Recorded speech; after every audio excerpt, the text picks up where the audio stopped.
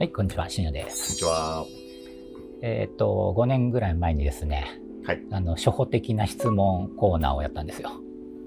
それもう一発目ぐらいの感そう、じじゃないですか。一発目、はいはいはい、YouTube 本格的にやり始めて一発目。はい。それめっちゃ覚えてます。で、そういう質問コーナーを毎年やろうとしてたんですが、はいちょっとうっかり忘れてて、今日やります。5年目、はい5年経ってやっとやるんですね。はい。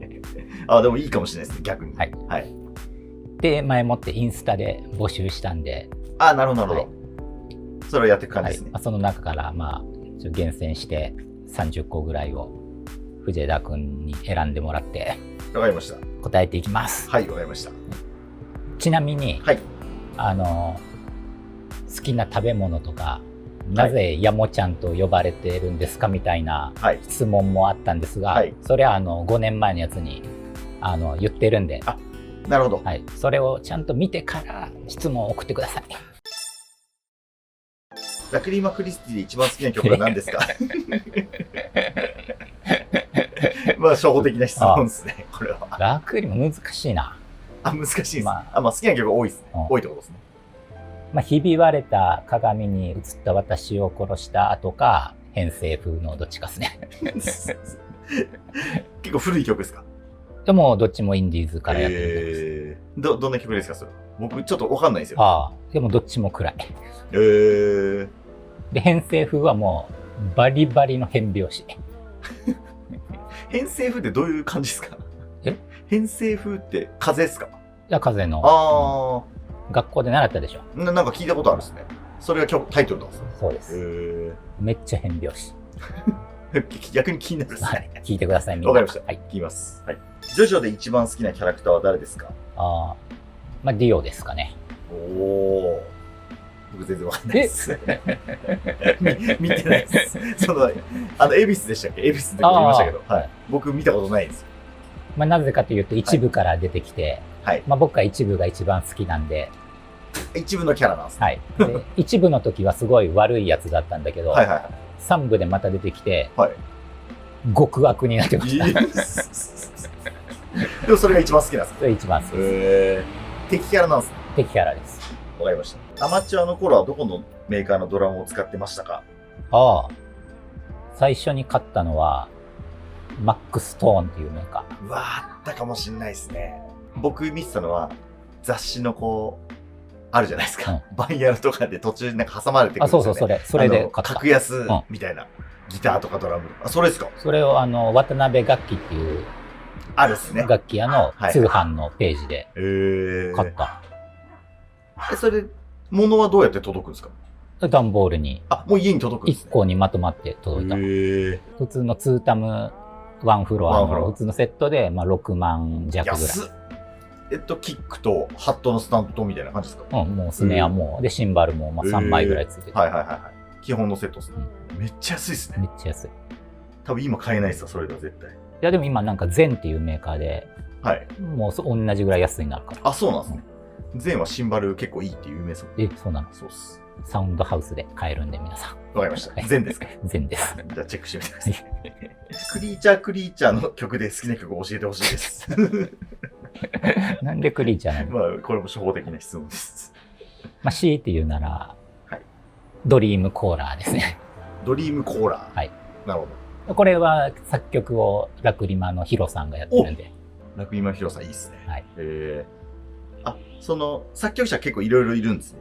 クリーチャーはいる。クリーチャーの中で、順繰りというか、全員がやってるみたいな。哲也さんが作った曲もあるし。ですよね。その中でも、何でしたっけ？ドリームコーラー。ドリームコーラー。MV もあるんで、見てください。わかりました。YouTube ありますかね？ YouTube あります。わかりました。見ます。タケノコの里派ですか？キノコの山派ですか？タケノコですね。なぜかというと、キノコのクラッカーの部分が好きじゃないんですよ。わかるっす。下の部分ですよね。僕クッキーとかビスケットとか、子供の頃から嫌いで食べれないんですよ。そうなんですか？初めて知ります。クッキー嫌いなんですか？クッキー無理したら食べれるけど、もう好んでは食べない。なるほど。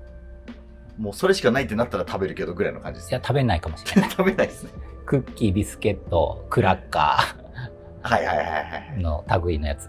クラッカーも食べないですね。そのタケノコだったらちょっと合わさってるですもんね。そうそうそう。はいはい。タタケノコうまいですよね。でも一番好きなのは杉の子村です。はい。杉の子村。それ何でしたっけ？杉の子村派生であるんですよ。ありましたっけ？それが一番欲しい。でも売ってない。あ、売ってないです。もう売ってないかもしれない。じゃあまあ、質問的にはタケノコ派ってことですね。そうです。はい、わかりました。まあ杉の子ですけど。でも売ってないですよね。はい。はい。シャムシェードで一番好きな曲を教えてください。マニアックでも構いません。結構、バンド系多いですね。多いですね。まあ、初歩的なやつ。シャムシェードだと、まあ、ドールが一番好きですね。僕わかんないですね、それ。ドールは無料配布シングルで、インディーズの時に。めっちゃマニアックじゃないですか。でも初めて聞いたのがドールで、ラジオで初めて聞いて、そのドールって曲を。はいはいはい。それがシャムシェードの初めて聞いた曲で、おこんなかっこいい曲がこの世にあるのかっていう。なんかどういう系ですか？バラード系、や歌物系じゃなくて激しい系ですか？激しいけどメロディアスで暗い。でもなんか今、多分音源になって多分出てるそうなんですか？ CD あると思う。そのそうなんですか？当時のインディーズの曲も入れたやつ。あ、そうなんですね。じゃあ聴けるかもしれないですね。聴けます。はい、ドール。でも結構多分マニアックっすよ。マニアック。淳二さんじゃないからドラム。その時あったんですか？前のエイさんっていう人のドラム。じゃあまだチャックさんのところですか？で全然チャックさん。そうなんですね。わかりました。ちょっと聞いてみます。聞いてください。はい。倉敷の楽屋は和室でしたが、和室の楽屋はよくあることなんですか？初歩的な質問ですね。どう？ホールだと結構あるイメージです、ホールだと結構あります。はい。僕言ってもいいですけど。まあ、ライブハウスとかだと、まずないですかね。そうですね。ホールだと結構あります。でも別にそこをメンバーが使ってるんじゃなくて、はい、ただ空いてる部屋としてありますよね、和室。そうですね。別に和室を使うことはないですけど、メンバーが。そうですね。まあ、ホールめちゃくちゃ楽屋あるんで、その中の1個みたいな。そうです。でも別に全部使ってるわけでもないんで。はい、で、この前空いてたからそこで撮っただけってことですよね。倉敷の時。別にあそこにメインに居座ってたわけじゃないです。ですよね。はい。わかりました。はい。ドラム初心者にコピーしやすいディラン・グレイの曲を教えてください。ああ。これはいい、初歩的ないい質問ですね。ディファレントセンス。いや、むずい。かなりむずい上位です。なんだろう。わけかな。わけですね。なんかどっかで話しましたよね。話したかもしれないけど。話した気がします。僕、わけが結構おすすめですね。藤枝君もわけですか？僕もわけか、アクロの丘とかも結構、ちょっと長いですけど、いいっちゃいいですよね。で、もうちょっと頑張れるんだったら、予感とかチャレンジするのも全然ありかなと思います。予感難しいです。難しいですか？はい。予感むずいです。予感絡まるんで、A メロとかですよね。そうです。はい。確かに。わけですね。わけです。初期わけの。そう、初期わけ。初期わけ。はい。初期わけで。初期わけで。お願いします。はい。今までの衣装は残っているのでしょうか？願わくばまた来てほしいです。どうなんですか？なんか残ってるのもありますよね、一応。どこに？なんかどっかにあるっていう噂は。いや、見たことないの、藤枝君。なんか衣装部屋みたいなのがあって。どこに？なんかどっかに借りてたんですよ。はい。で、そこにぶち込まれてたんですけど、今はどうなんですかね？それあれでしょ？もう、コテコテのビジュアル系時代の。そうです。はい。あるんだ。でもあると思います。いや、なんか、一回話に聞いたら、エナメル素材のやつは全部もう、ボロボロになって捨てたみたいに聞いた覚えがあるんで。でも、やっぱちょっとはあるっすね。なんか一応保管してるのはあります。もう、ID ジャパンのやつ。ID ジャパンが作ってる。ID ジャパンのやつあるかな？ID ジャパンの話をしてるんだけど、今。そうなんですね。ID ジャパンのちょっとわかんないですね。ここ15年ぐらいのは全部、各自で持ってますよ。そうですよね。もう各自スタイルになってますもんね。今、各自スタイル。はい。だからうちには、ライブの白い衣装とかも、バーっていっぱいあります。あと、ハロウィンの衣装とかも。あります。芦屋さんはもうじゃあ全部ちゃんと残してるんですか？残して、倉庫に行ってるのもあれば、なるほど。うちにあるのもあれば。なるほど。はい。でも、多分また来てほしいっていうのは多分初期の話ですよね、きっとこの。多分そう。ID ジャパンの時とかも。多分誰もサイズが合いません。いや、深夜さんいけそうじゃないですか。この僕でさえきついです。あ、マジっすか？あ、そうなんすね。だってもう当時より10キロぐらい太ってるから。まあ全然見えないですけど、まあ当時が細すぎたんですよ。当時はもうほんと細いから。当時全員細いですよね。はい。めっちゃ細いですよ。みんな細いから。細いですよね。だからトシヤさんもダイさんもムキムキになってるじゃん、当時から。そうですよね。確かに。はい。はち切れるから。はい。それは、はち切れるかわかんないですけど。まあ、ここ15年の各自でのは持ってるということで。はい。はい。深夜さんは普段お酒は飲みますか？お酒はもうやめました。おお。なぜやめたんですか？いや、別にいいことないんで。あ、そうなんですか。もともと別に好きでもないし。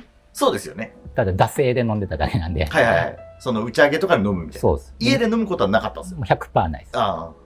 まあ、知り合いとかが来れば飲むかなぐらいの感じ。そうそう。ワインとかを。そうです。はい、でも、もう最近はもう全く飲まなくなった。はい。もう意味がない。飲むことに。本当ですか？はい。酔っ払わないし、そもそも。C さん強いんですよね。もうテキーラ何杯飲んでも酔わない。えぐいっすね。酔わないし、もう肌にも悪いし、体にも悪いし、いいことない。これを見てる人全員お酒やめてください。何のいいこともない。君もです。いや、僕は絶対やめないです。すぐやめてください。まあまあ。まあ、お肌は確かにそうかもしれないですね。まあ、志田さん人前に出る仕事。僕はもうでも。すぐやめてください。いや、ウイスキー全部排水口に流してください。絶対嫌です。今後も飲み続けます。まあ、志田さん飲まないということ。なんかもう飲まないです。もらったファンレターはずっと保管していますか？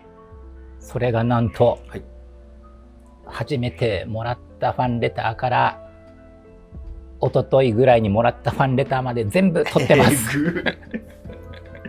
マジえぐいっすね。まあ倉庫に。倉庫に1年に1回行くんですけど。はいはい。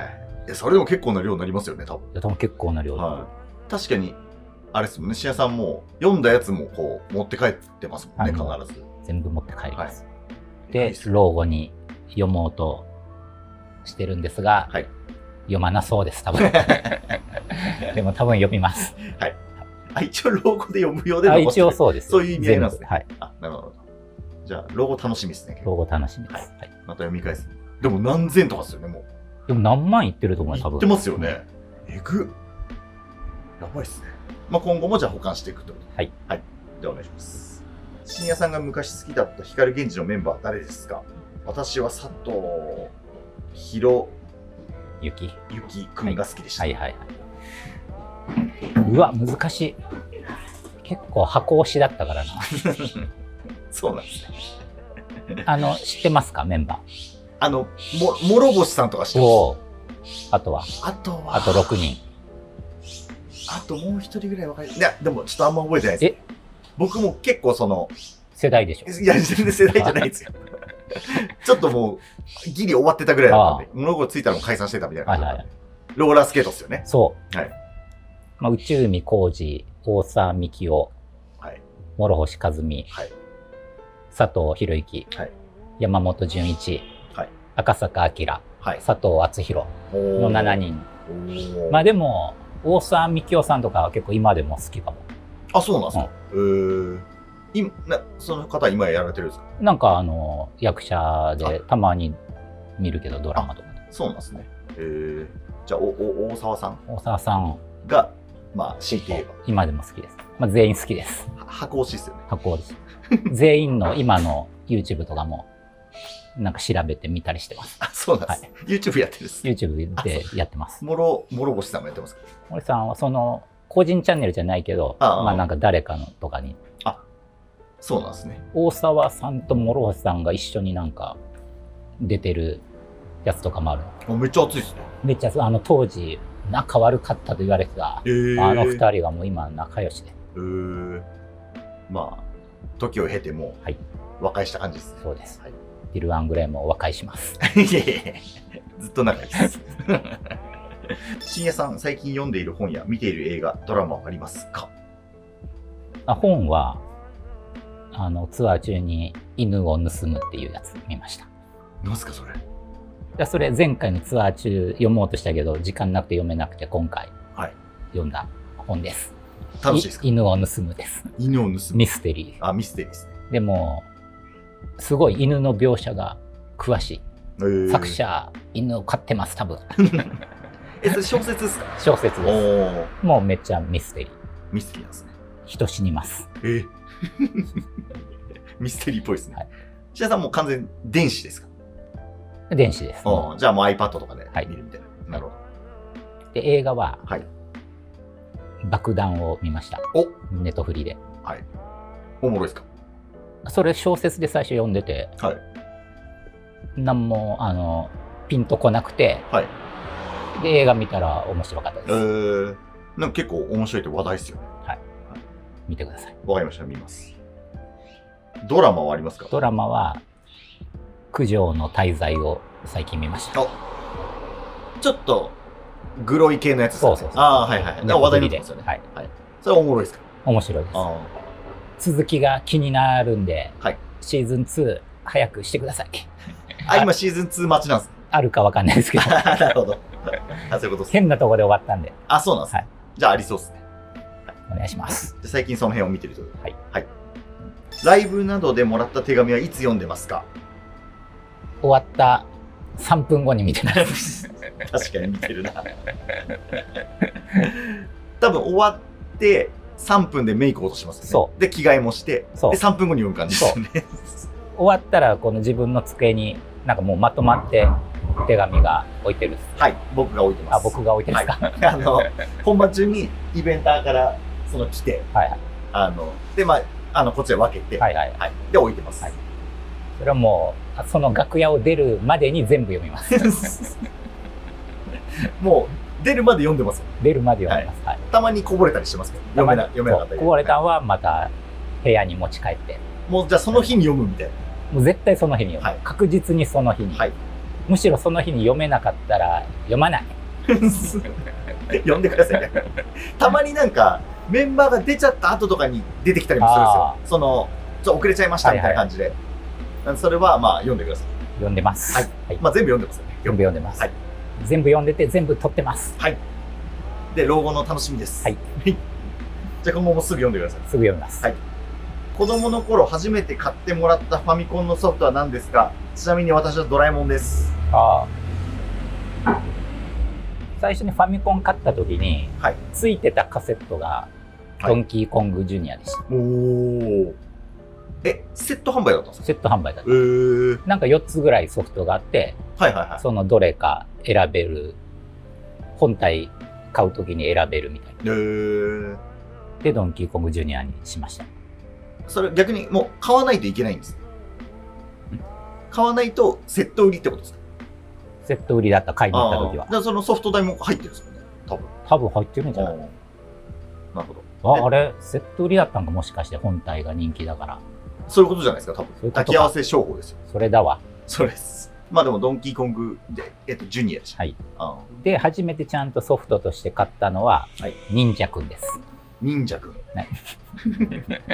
ァミコンっすよね。ファミコンです。やった忍者くん。やってないです。僕ファミコンやったことないです。スーパーファミコンから。スーパーファミコンだったらドンキーコングめっちゃやりましたけど。忍者くんはその弟の忍者ジャジャマルくんっていうのがいて、そのジャジャマルくんは結構もう有名になっていった。その後。ジャジャマルくんの聞いたことあるんですね。いや、ジャジャマルくんはすごい有名。弟だけど、兄を越して有名になっていった。じゃあ、セットではドンキーコングジュニアで買ったけど、ちゃんとソフト単体では、忍者くんでした。忍者くんです。みんなやってください。みんなわかるのかな？ピアス開いてますか？開いてます。俺つけてましたっけ？つけてないです。もう15歳から開いてます。マジですか？でも、ピアスつけないですか、最近？つけてましたっけ？いや、つけてない。十数年つけてない。つけてないです。開いてるけどつけてないってことです。そう。なんか理由はあるんですか？いや、なんか見えなかったし、髪長かったから。でも最近短くしたから、そうですね。つけてもいいけど、全然まだ塞がってなさそうだから。本当ですか？そんなつけてなくても塞がないんですか？君の穴どう？僕ないっす。ないっす。一回試みたんですけど、なんか穴になんなくて。どういうこと？一回だけ開けたことあるんですよ。軟骨らへんに。でも穴になんなくて、なんか、たまにあるじゃないですか。ずっとぐちぐち状態みたいな。うわ、気持ち悪い。そうなんです。なんか産んだりして。うわ。無理でした。見たら僕開いてないです。うわ。何ですかそれ。じゃあ今度つけてみてください。つけるかもしれない。はい。つけないかもしれない。今髪短いんで。はい。髪短いんで。お願いします。ディズワングレーのメンバー、スタッフさんの中で一番最初に会ったのはどなたですか？ちゃんと喋ったのはやっぱ京さんですかね、最初は。はい。それは、あれですもんね、なんか有名というか。京さんと一番シアさん長いみたいなのなんか聞いたことあるんですね。それが多分95年の8月ぐらいだったから。でも、その前に第3のバンドと対バンしてるから、喋ってはないけど。じゃあちょっと遠隔的に合ってるってことですね。あったといえばだから第3が一番最初かな。でもちゃんと話したのは京さん。そう。スタッフさんの中でっていうのはどういうことですか？藤枝君と高林君なら藤枝君の方が早かったっけ？あったの？高林さんの方が早いです。高林さんのローディースもんで。君もローディーじゃん。僕もローディーですけど、高林さんマカブラぐらいの時にもいるんで。高林君多分99年にいるんですよ。そうですよね。初めての仕事がなんかカウントダウン TV みたいなって言ってたような気がする。なるほど。じゃあ99年武道館とかじゃねえや、大阪城とかもいるんですね。いると思う。絶対いる。いますよね。藤枝君は最初の仕事は何ですか？僕はプリプロルームで両辱の雨かなんかをプリプロしてる時が本当最初の仕事で。でなんか始めて3ヶ月ぐらいで会いましたね、メンバーに。僕の記憶は両辱の PV の時にいたっていう記憶です。それ最高の記憶です。それが多分最初の記憶です。でマジカルバナナやったみたいな。それ有名な話です。有名な話です。人生で初めてコピーしたバンドを教えてください。これ気になる。バンドで言うとパーソンズの Dear Friends っていう曲です。それドラムですよね。はい。それ一番最初ですか？それ一番最初とちゃんとバンドで楽譜見ながらコピーしたの。それ何歳くらいですか？12歳とかかな。12歳すごいっすね。曲は早めの8ビート、ドッタンドドタンみたいな。それも右手がついていけないし、ドッタンドドタンのドドも2バスでやってんのかなと思ってた、最初。ドンタンドドちょっと地味に速いですよね。そう。でもう手が速いし、とにかく。こんなんできるかって思った思い出です。結局できないまま今に至ります。でケージとかだから結構速いんですよね、実は。ケージはめっちゃ速いよ。ああいう感じですよね、多分。ドッタンドドタンみたいな。でもあれちょっと跳ねてるからちょっと。そう、そうですね。ディルの曲調で言うと、オードリーが近い。めっちゃ速いじゃないですか。めっちゃ速い。あれ刻んでますもんね、シアさん。あれ速いですね。パーソンズの時の経験が生きて、オードリーが叩けました。よかったです。それがあって、よかったです。メンバーカラーはどうやって決めたんでしょうか？ピンクは気に入っていますか？いや、それ僕今でも疑問なんだけど、なんで僕がピンクなの？わかんないです。なんか、初期の髪色なイメージですよね、多分。他の4人は初期の髪色なんですよ。ですよね。シアさんはでも。僕ピンクにしたことなんてないし、強いて言うなら、ガーゼの衣装がちょっとピンク入ってた。入ってたかもしれないですね。ぐらい。でもじゃあそこです。そこを注視されました。でも小学校の時一番好きだった色ピンクだったんで。そうなんですね。別に。いいですか？許しましょう。じゃあ気に入ってるということで。最近はシャンプー何使ってますか？これは以前 YouTube でも紹介した、テレサっていうところのシャンプリボディです。もうそれ1個で全部いける。もう未だにそれなんですね。そう。もう完璧ですか、それ？完璧。それめっちゃいいっすね。その髪とかいいんですか、それは？ちゃんと。いいか悪いかは知らんけど、別に何の問題もない。もう時間が短縮できるのが一番のメリット。ツアー中はちっちゃいボトルのやつを持って行ってます。それの。それ売ってるんですか、それは？売ってます。そうなんですね。ツアー中とか特にいいですね。めっちゃいいよ。めっちゃいいですよね。トレオ平方がなくなったのはご存知ですか？フォレオ平方が何ですか、ホレオひらがた。知らないですね。ちょっと調べますわ。はい。何、ホレオひらがた。枚方市にあったショッピングモール。2025年2月に閉館。2006年にオープンしてるから、はい、もう枚方にいないです、その頃は全然。そっか。20年ぐらいやったってことですね、じゃあ。18年の18年か。幕を下ろしたと。なるほど。でも、志田さんもすでにいなかったという。いないし、もうその存在さえも知らなかったです。これを枚方。亡くなったのをご存知どころか。ご存知どころか。存在自体がご存知存在も知らないです。じゃあ、まあ特に、亡くなったってなっても、まあ、ショックも特に受けず。何のショックもないです。知らなかったです。わかりました。いつもインスタに上げているポーズの意味って何ですか？初歩的な質問ならごめんなさい。これですかね。そうですかね。いや、これもたまに聞かれるんだけど、はい、何のポーズですかみたいな。はいはいはい。いや、これはただのモータルダウナーのジャケットの人なんだけど。ただのって何ですか？ジャケットの、いますよね。黒い。はい。謎の。はい。それの頭の部分を表してるってことです。そうです。なるほど。ただそれをやってるってことです。ただやってるだけです。わかりました。MBTI は何ですか？これ、その質問一番多かった。多かった上に僕一回 X で言ってるから。言ってるっすね。何だっただろう。自分でも忘れた。わかんないですよね、これ。僕はですね、はい、冒険家、はい、ISFP です。これみんなが MBTI と思ってるのは、はい、MBTI じゃないんですよ。どういうことですか？これみんながやってるのはただ16パーソナリティーズっていうやつで、それをみんな MBTI と思ってやってるんですよ。実は違うんですか？実は本当のやつはちゃんとお金払って受けないとダメなやつなんだけど。そうなんですね。6なんちゃらなんですね、これは。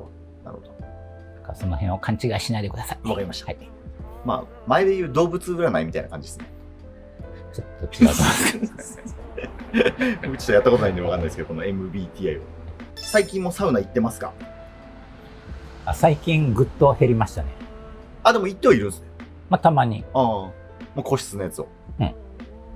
なぜかというと、はい、最近はもう、お家のお風呂で温まって水風呂に入るっていうのがもう、日課にしてるんで。そうなんですね。水風呂できるんですね。水風呂できます。じゃあもう家でもうほぼやっちゃってるみたいな。なるほど。だからサウナほど熱くならないから。そうですよね。まあでも、4、50分入って、その間に iPad で勉強しながら、お風呂入って、もう熱くなったら、ドボーン。そのお湯に入ってるってことですね。お湯に入ってる。熱いお湯に入ってる。うち47度しか設定できないから。熱っ！それだいぶ熱いですね。いや、もう慣れた。40分、50分入るんですか？江戸っ子なんで。江戸っ子なんですか？江戸っ子じゃないですよ。で、なんかクイズのやつとかやりながら入るんですよ。そうっす。で、最後水風呂入って、整うんですか、それは？整う。へえ。まあまあ。そうなんですね。じゃあそれで、家でそれやりつつ、たまに行くみたいな。そう。なるほど。本当は、家にサウナ作ろうとしていろいろ調べたんだけど、なんか消防法の許可とか、あと電圧変えたり、結構大変だったんで、一回諦めて、なんか簡易的なのをちょっと考えてるけど、なんか折りたたみできるような。なるほど。確かになんか一時期作ろうみたいな言ってましたね。でめっちゃ調べて、いろんな業者に聞いて。聞いたんですね。まあちょっと現実的じゃないと。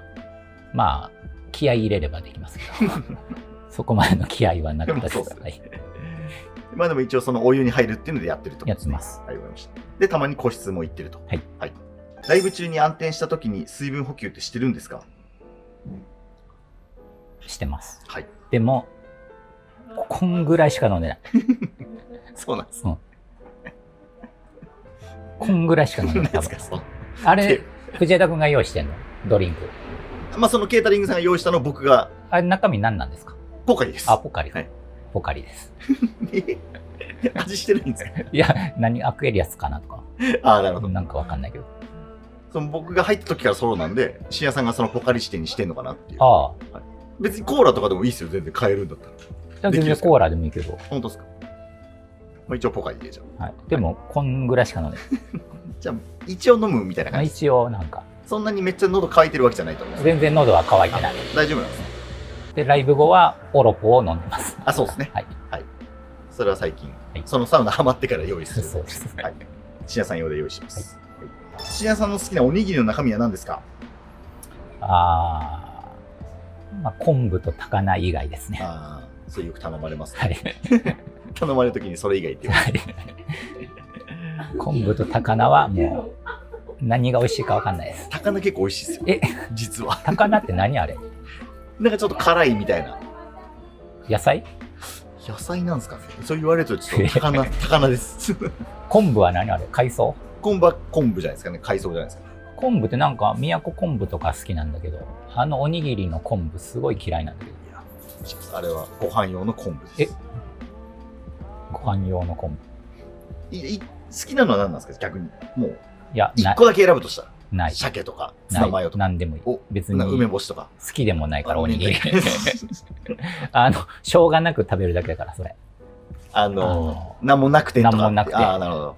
まあ、何が好きっていうよりは、まあ、昆布と高菜以外だったら、何でも OK と。何でも、よく藤枝君に任して買ってきてもらってます。大体失敗してます。いや、失敗してないです。僕めっちゃうまいです。すごく気になるんですが、星座占いって信じますか？私は獅子座で結構当たってます。占いはですね、はい。1ミリも信じません。深夜さんっぽいですね。何の占いも信じません。本当ですか？はい。星座も。星座も。血液型とかよくあるじゃん。B 型だからこんなだねみたいな。はい。何を言ってるんだと。君たちは。誕生月のやつとか。そう。信じないですか？何も信じない。手相とか信じないですか？何もないです、あんなの。しますか？あれただのしわです。本当心配になる、みんなが。なんか変なのに騙されないか。そんなん信じてて。でもなんであるんですかね、ずっと。人ってそういうもんなんですよ。そういうもう昔のもう人、何か神を信じるじゃん。やっぱ昔の人。そういう感じですか？もうそれが人間なんで。なるほど。何かを信じていかないと生きていけない。なるほど。僕はその域をもうとっくに超えてるんで。すごいっすね。はい。そうなんですね。わかりました。信じるのは自分だけ。おー、かっこいいですね。まあ、とりあえず、占い系はやらないということ。やらないです。はい。わかりました。本業は何ですか？本業はクイズプレイヤーです。違うっす。なんか、予想してたやつじゃなかったな。ドラマーか YouTuber かと思ったんだけど。違うの。クイズプレイヤーなんですか？クイズプレイヤーです。クイズプレイヤーっていう職業の人、本当にいるんですか？いるよ。本当ですか？クイズノックの人たち。ああ、そっか。この間の前橋高校行ってから、その日からクイズプレイヤーになりました。本業。で、その次ぐらいにドラマが来るみたいな。次 YouTube。YouTube ですね。その次ぐらいにじゃあドラマが。ドラムはなんかまあ本業かどうかちょっと怪しい。いやいや、本業です。本業であってください。ちょっと怪しいです。本業でお願いします。はい。深夜さんはパールとモニター契約を結んでいらっしゃいますが、深夜さんクラスともなると特注品も含めてメーカーからフルサポートなのでしょうか？素人ならではの質問で恐縮ですが教えてください。どうなんですか？かなりすごいサポートだと思いますよ。はい。確かに何も払った覚えがないですね。はい。でも最初の98年に初めてパールと契約した時からですよ。もう初めてした時からもずっと変わらず。でもその時って全然インディーズで。確かに。何の、あれもなかったですけど。確かに。でもその時から。すごいですね。まあ、シアさんパールもそうですし、ESP やってるじゃないですか。カオルさん、デイさん、トシさん。もうそれもすごいフルサポート。フルサポート。はい。すごい。やっております。はい。じゃあ今後とも。パールさんよろしくお願いします。パールに骨をうずめます。はい。なんか、たまにありますよね。ちょっと試してくださいみたいな。まあそういうのも積極的にやって。積極的にやります。もう全部フィードバックして。はい。世界のパール。はい。全面協力で、今後もお願いします。お願いします。次ラストです。はい。お家にある一番高い家具は何ですか？家具か。家具で言うと、ソファーかな、やっぱ。あそこの窓のとこにあるソファー？そうそう。あれ高いんですか？まあ高いってもまあでも100万弱ぐらいですけど。ソファー高いっすもんね。ソファー高いよね。高いっすね。あれは革かなんかですか？その革のランクで値段が変わってくる。安いやつだともう2、30万であるんだけど、もう結構いい革を選んだから。あ、そうなんですね。でも最近っていうかここ数年犬がよく来るから、はい、めっちゃ掘られるけどそれ結構あれきついですね。まあ全然犬なんで許します。はい、いろんな犬来る。いろんな犬来ます。そうなんですね。みんな掘るからソファ全然許します。はい、藤枝くんが掘ったら許しません。じゃあ今度掘ります。ダメだ。冷たく掘ります。はい、ということで。はい。初歩的な質問を答えてみました。はい。定期的にやっていけるっすね。定期的にやります。どれぐらいのペースでやるんですか？ネタに詰まったらやります。毎週やることになりそうですけど大丈夫ですか？だからどしどし応募してください。それはその時、またその都度募集するんですか？その都度募集します。わかりました。じゃあそれまた会った時は。はい。で、送る時は絶対前の質問の YouTube を見てから送ってください。もうこれ2回目ですからね。はい。これはもう絶対見てから、同じ質問は送んないように。2本見てからちゃんと送ってください。はい。初歩的なやつ。はい。今から考えといてください。はい。じゃあ次いつかわかんない。あるかわかんないですけど。はい。次もよろしくお願いします。はい。さよなら。